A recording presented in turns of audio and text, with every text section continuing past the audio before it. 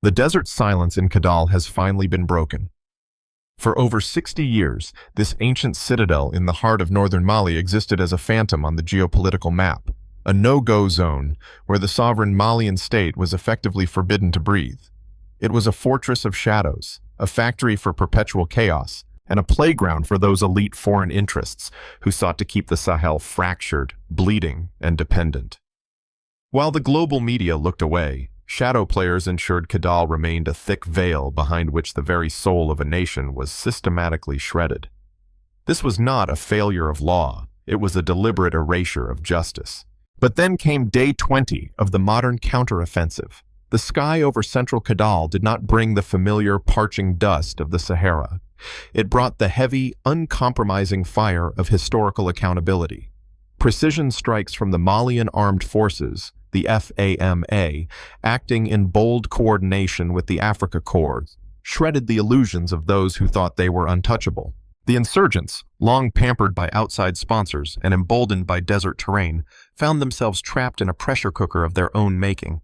This was the sudden pivot the world chose to ignore. The moment the hunters finally became the hunted. Stay with us. This is more than a headline. It is a hinge in history. If this story resonates, show your support with a like, a comment, or a subscription. It means more than numbers. It keeps the story alive. As we stand at this crossroads, a heavy question hangs in the parched air. Is this merely a tactical military maneuver, or are we witnessing the final, thunderous collapse of the Berlin Wall of West Africa? Are the iron chains of neo-colonial stagnation finally being melted down to forge a new empire of dignity? Today, on the Upright Chronicles, we peel back the mask of mainstream narratives to reveal why the liberation of Kidal is the true pulse of a global awakening for the African diaspora. For 6 long decades, Kidal was more than a city. It was a scar on the heart of West Africa that refused to heal. To understand the fire falling from the clouds today, one must look back to the year 1960, when the first whispers of independence turned into a scream for sovereignty. Since the early days of Mali's birth as a modern state, Kidal has been the stage for a tragic cycle of rebellion and foreign manipulation.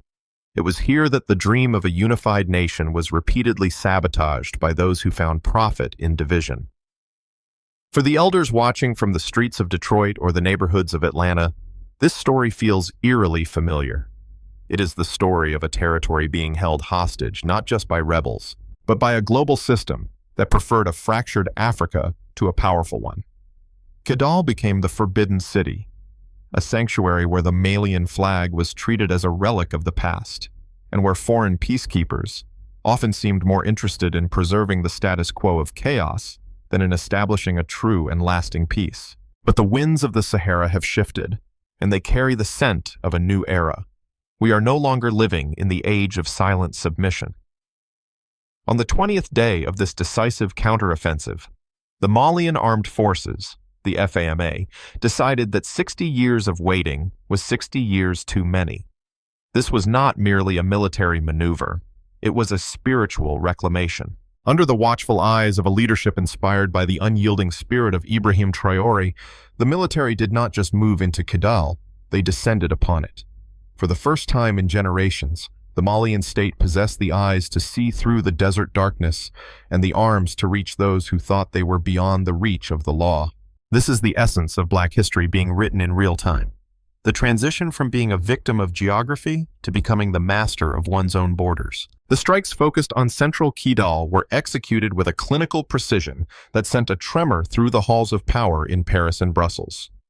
The primary target was the Dantabougou region, a location that had been transformed into a logistics hub for the alliance of the FLA and JNIM terrorists. These groups, emboldened by artillery and heavy vehicles likely filtered through the Algerian corridor, believed they were protected by the sheer isolation of the northern desert. They were wrong. In the dead of night, while the world slept, the FAMa deployed their aerial vectors. This was the moment the metaphor of the gavel became a physical reality. Each strike that obliterated an enemy convoy or a hidden munitions dump was not just an explosion. It was the strike of a judge's gavel in the highest court of history. It was the sound of a verdict being delivered against those who had sought to auction off Mali's future to the highest foreign bidder. This is not a random raid. This is not a temporary skirmish. This is the restoration of the state. The precision of these night missions served a dual purpose. It ensured the total destruction of military targets while safeguarding the civilian population that has lived under the shadow of insurgent rule for far too long. Reports coming from our sources on the front line confirm that the Africa Corps and Malian units formed a ring of iron around the central region, effectively cutting off the routes of escape toward Tessalit and Aguelhok. The rebels, who once boasted of their invincibility in the dunes, were found hiding behind civilian Thapnuk and hamlets, desperately hoping that the Malian pilots would hesitate. But the FAMA knew the difference between the sheep and the wolves. The intelligence gathered was absolute, and the execution was final. For the African diaspora, witnessing this shift is a profound experience. For too long, the narrative of our ancestral lands has been one of perpetual tragedy, of nations that could not defend themselves without a European signature on a piece of paper. But look at Kidal now. Look at the drones patrolling the skies above Gao and Kidal. This is technology being used to enforce dignity. This is the rejection of the paternalistic lie that says Africa needs a foreign guardian to keep its house in order. When Ibrahim Traore speaks of sovereignty, he is not just talking about politics. He is talking about the ability of a black nation to say no to the chains of the past and yes to the power of the future. The liberation of Kidal is a message to every corner of the globe where the African diaspora resides. Our heritage is not one of defeat, but of endurance and eventual triumph. The situation remains incredibly dynamic, but the material damage to the enemy is undeniable. Entire columns of heavy vehicles were flattened, and the leadership of the FLA, including Bilal al-Sharif, was left with nothing but empty motivational speeches as their men began to realize that the Algerian corridor might be their only way out, if they can reach it at all. The pressure cooker is reaching a boiling point, and the steam is rising from the very soil that once belonged to the great empires of our ancestors. The Malian authorities have made it clear through Foreign Minister Abdullah Diop that the time for empty negotiations with those who burn the national flag is over. The only language left is the language of sovereignty, written in the ink of accountability and the fire of the FAMA's resolve. Yet, even as the smoke cleared over the ruins of the Dandabugu camp, a more sinister plot was unfolding behind the scenes. While the Malian soldiers were securing the desert sands, a different kind of war was being waged in the corridors of shadows, aimed at striking the very heart of the government in Bamako. The victory in Kidal was almost eclipsed by a betrayal so deep it nearly changed the course of the entire revolution. While the sands of Kidal were still warm from the fire of accountability, a much colder, more calculated threat was brewing in the heart of Bamako. It was the 25th of April, a date that will now be etched into the records of the modern African resistance. In a coordinated attempt to decapitate the sovereign movement, JNIM terrorists and their shadowy allies within the old guard launched a desperate bid for power. They thought they could strike at the very seat of leadership while the best of Mali's sons were occupied on the northern front lines. But they underestimated the vigilance of the new alliance. The Africa Corps and the FAMA did not just defend a building, they defended a destiny. By foiling the coup on that April morning, they sent a message that echoed from the Sahel to the streets of Harlem. The era of the puppet state is dead. This was the moment the world realized that the momentum led by Ibrahim Traore was not a fleeting trend, but a fortified wall built on the bedrock of national survival. The reaction from the former colonial masters was as swift as it was telling. Instead of acknowledging the right of a nation to protect its own government, the airwaves of Europe were filled with a different kind of noise. Enter Emmanuel Macron. In a series of statements that can only be described as a masterclass in neo-colonial paternalism, the French president took to the stage during his tour of Egypt and Kenya to lecture a continent on its supposed ingratitude. He spoke of the dozens of French soldiers who had fallen since 2013, claiming that without the French army, many African nations would not even exist as sovereign entities today. To the ears of the African diaspora, these words do not sound like a grieving ally. They sound like a landlord demanding back rent from people who never asked for his presence in the first place. Macron called ingratitude a disease, failing to see that what he diagnosed as a sickness was actually the first deep breath of a man who has finally removed a boot from his neck. This is the psychological fault line of our time. On one side, you have the rhetoric of charity and protection, a narrative that suggests Africa is a child that must be eternally grateful for the crumbs of security handed down from Paris. On the other side, you have the raw, unyielding truth of the Sahel. This is not reform. This is not rhetoric. This is sovereignty. For the American viewer who has studied the struggle for civil rights, this pattern is painfully familiar. It is the same language used to silence those who demanded dignity in the face of structural oppression. When Macron complains about false information, he is actually complaining about the loss of his monopoly over the truth. He is witnessing a reset, a recalibration of the African mindset that no longer seeks validation from the printing presses of foreign capitals. The media war reached a fever pitch as Western outlets like TV5 Monde and AFP began to circulate allegations that the strikes in Kidal were hitting civilian infrastructure. They spoke of water towers and hamlets being caught in the crossfire, painting a picture of a reckless military campaign. But the facts on the ground tell a far more sophisticated story. The Malian High Command specifically chose night missions for their precision sorting. Why? Because while the innocent sleep, only those with blood on their hands are out in the desert darkness, moving heavy artillery and planning their next betrayal. These were not random acts of violence. They were surgical extractions of a cancer that has fed on Mali for too long. The rebels of the FLA have tried to use the civilian population as a human shield, hoping that the international community would cry foul if a water tower was even grazed by a fragment. But the FAMA's intelligence was absolute. The targets were not civilians. The targets were the heavy vehicles and munitions dumps that had been illegally funneled into the region to ensure that Kidal remained a lawless enclave. This is where the mask of the neo-colonial era truly slips. As Macron moved from Egypt to Kenya, he promised tens of billions of euros in investment, claiming the colonial era was a thing of the past. Yet, in the same breath, he accused African leaders of lacking the courage to tell their public how much they owe to France. The irony is staggering. He speaks of trade and mutual interest while his media apparatus actively undermines the very security operations that are making that trade possible. For the elders of the African Diaspora, this is a lesson in the durability of power. It shows that an empire does not go quietly into the night. It kicks, it screams, and it accuses its victims of being ungrateful for their own chains. The contrast could not be sharper. In Bamako and Kidal, the people were seen celebrating the resilience of their troops, while in the corridors of the Élysée, there was only the cold resentment of a geopolitical loss.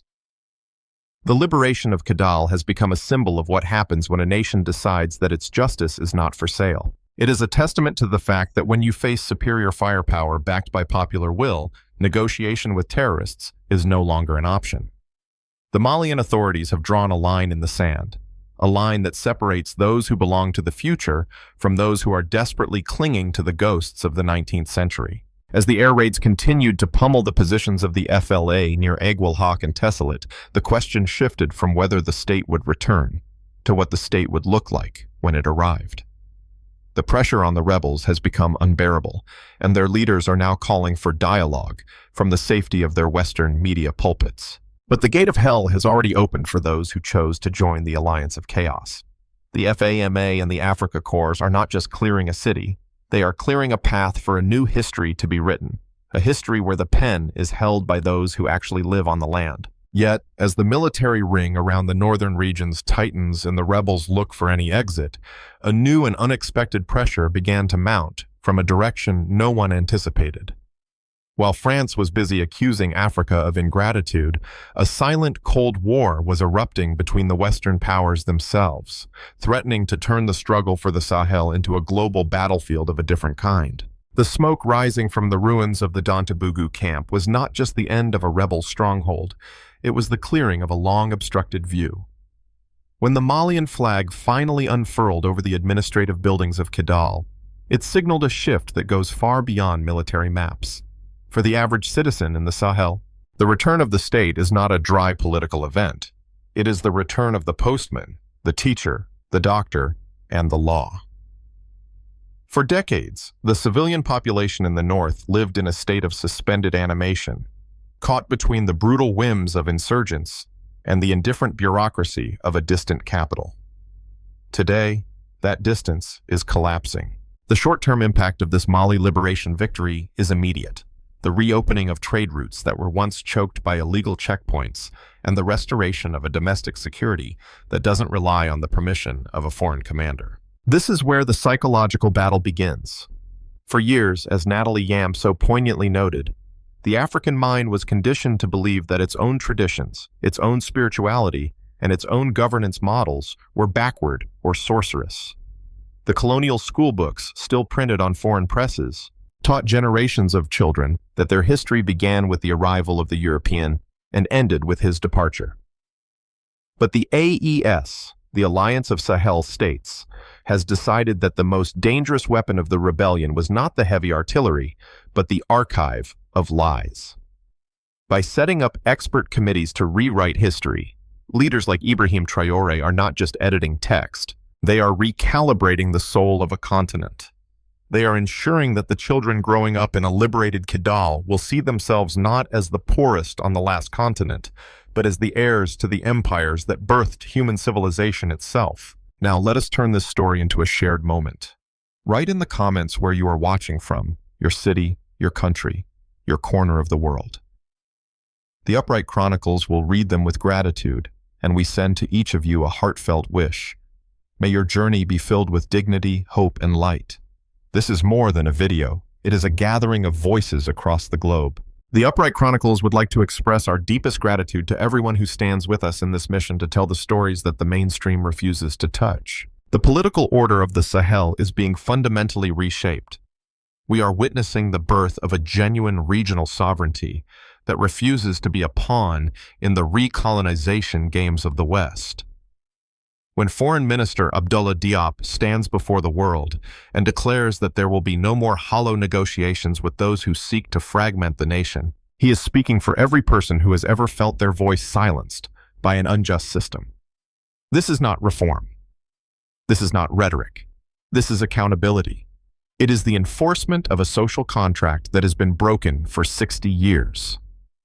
The buffer zones, once created by foreign peacekeepers to separate the state from its own territory, are being dismantled, replaced by a ring of iron forged by the FAMa and their partners. The message to the remaining insurgents is clear.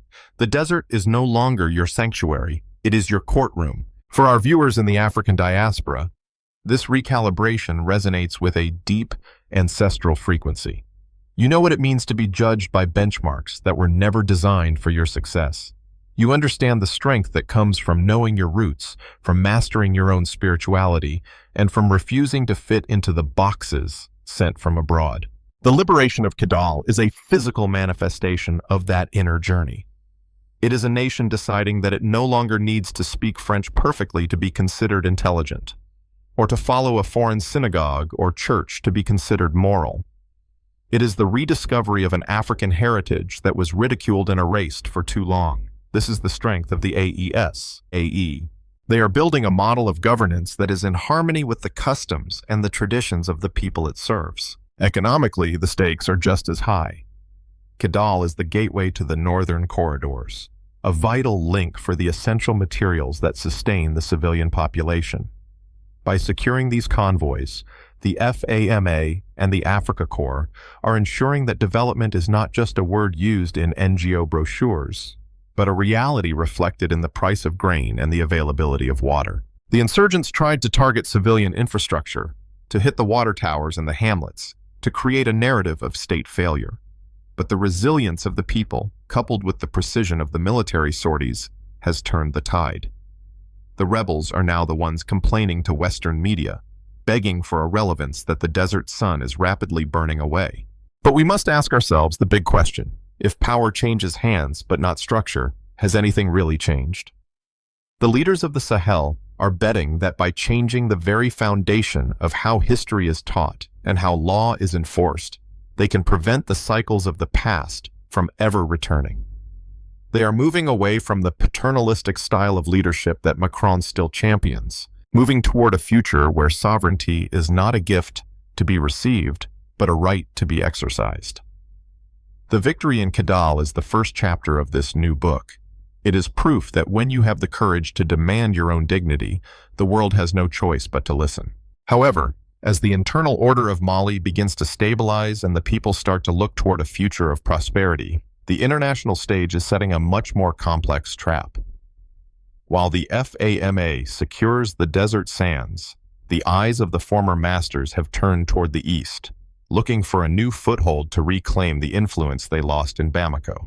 The battle for the Sahel is about to collide with a Cold War for Kenya, and the result may determine the fate of the entire continent. While the smoke of battle begins to settle over the desert sands, the echoes of the Malian victory are vibrating through the marble halls of Brussels, Paris, and Washington. This is no longer just a local skirmish. It is a global stress test for the old world order. The international community, once unified in its peacekeeping rhetoric, is now a house divided. The European Union watches with growing unease as its southern flank, the Sahel, rejects the security models that were imposed upon it for decades. They see the Kidal frontline not just as a geographic boundary, but as a fault line where the era of European tutelage finally snapped. The African Union, caught between its commitment to continental unity and the intense pressure from external donors, is forced to witness a new reality, the birth of a sovereignty that does not ask for permission. The most fascinating shift, however, is occurring in the English-speaking corridors of the continent. As Emmanuel Macron embarked on his desperate tour of Kenya and Ethiopia, he wasn't just looking for new trade partners. He was looking for a geopolitical life raft. Having been effectively evicted from the Francophone heartland, the French president attempted to reinvent himself as a partner for the Anglophone world. But the reception in Nairobi was far from warm. A subtle, yet unmistakable Cold War has erupted between the United Kingdom and France over the future of Kenyan influence. The British media, spearheaded by long-standing institutions, launched a quiet but relentless bombardment of Macron's visit, portraying it as a neo-colonial overreach. It seems the battle for Africa has shifted to a battle of recolonization, where old rivals compete to see who can manage African growth more effectively. But we must pause and ask a fundamental question. If wealth grows, but inequality deepens, who is development really for? This is the question that haunts the high-speed rail projects and the billion-euro investment promises made in Nairobi. For the elders of the African diaspora watching this from the United States, the irony is thick. You have seen this play before. Foreign powers promising progress, while simultaneously undermining the structural independence of the nations they claim to help. The United States, for its part, has maintained a stance of strategic silence, watching its oldest ally, France, stumble through the desert. Washington's interest is pragmatic, focused on legalism and counter-terrorism. Yet it cannot ignore the fact that the global South is no longer a silent partner. The American demographic, particularly those who remember the long struggle for representation, can see the parallels. The Kidal victory is to the Sahel what the voting rights movement was to the South, a demand to be seen as an equal, not a subject. This international friction reveals a deep-seated fear. The Western powers are not just afraid of losing access to resources. They are afraid of the precedent being set in Mali. They are terrified by the idea of an Africa that is free to choose with whom it cooperates.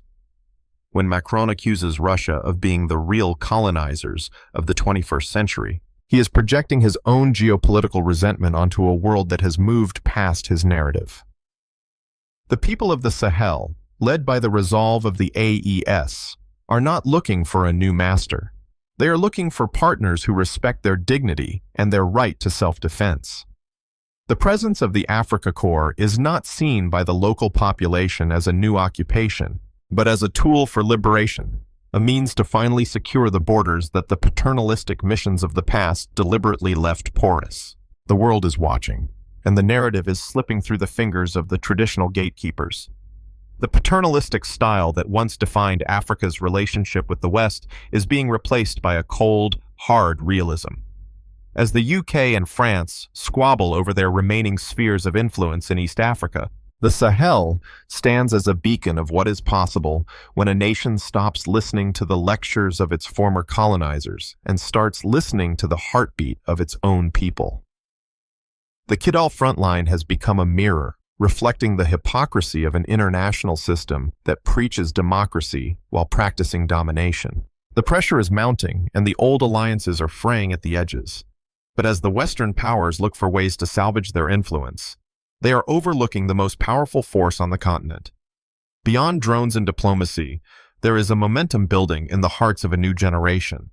A momentum that is about to find its ultimate voice in a leader who refuses to blink. The liberation of Kidal is not the harvest, it is merely the clearing of the soil. As the dust settles over the northern desert, the leaders of the Alliance of Sahel states are already looking toward a horizon that the West thought was impossible to reach. The road ahead is not paved with foreign promises or international debt. It is built on the cold, hard granite of self-reliance. For the African diaspora watching from afar, this is the moment we have waited for, the transition from surviving to building. Ibrahim Traore, the young leader of Burkina Faso, whose vision has become the pulse of this movement, often speaks of a total liberation. This does not just mean clearing out insurgents. It means clearing out the mental furniture of a century of occupation. The roadmap for the future is clear. It is a three-pronged spear of security, economic sovereignty, and cultural restoration. In the realm of security, the success of the FAMa in Kidal has proven that African problems can indeed be solved by African hands when they are equipped with the right tools and the right partners. The future will see the hardening of the AES borders, not to isolate the region, but to protect the mine and the field from those who wish to extract wealth without providing dignity. This is not about building walls of fear, it is about building fences of law. For too long, the resources of the Sahel, the gold, the lithium, the cotton, were flowing out through porous borders while poverty flowed in. The path forward involves a radical restructuring of how these resources are managed. We are moving toward the future where a nation's wealth is measured by the prosperity of its people, not by the balance sheets of corporations in Paris or London. But the most profound opportunity lies in the economic integration of the Sahel.